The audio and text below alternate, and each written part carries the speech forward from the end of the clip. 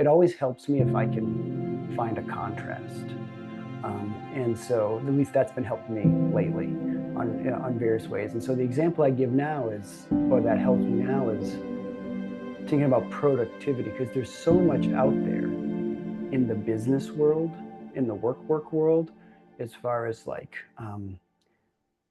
just all this stuff, like how to be productive, how to be less distracted, how to be more focused. And it's all about, and it just feels very brainy. It feels very It, intellectually based of how to be more productive, how to make the most of your time, and how to, and it almost like goes under the guise of, and they're like, you'll hear every now and then someone talk about, they'll throw in like a word like mindfulness, and they'll talk about that for a minute, and they'll talk about, and they'll start bringing in kind of like new agey sort of terminology, but it's still all just brainy. It's just all intellectual, and it's very, I'm sure, helpful. I mean, I've definitely found some tools helpful from that standpoint, as far as like um, how to set aside, how to, I don't know, like time blocking and using creative time and setting, like all these like strategies, yeah. right? And it's just all so thinky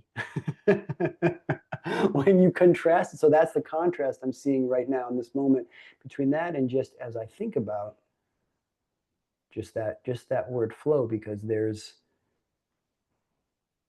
none of that other stuff I was mentioning. While it's helpful to go for a walk and take breaks and figure out when you're most productive and use that time well and know that you can't, pound it out, all that stuff is good to know. But none of that is the same as, you're not really feeling relaxed. You're not relaxing into, when you think about flow and when you're in a flow and when you work with flow and you work with what wants to happen and you're aware of energy and you start moving with energy, it's a completely different experience. It's none of that other stuff.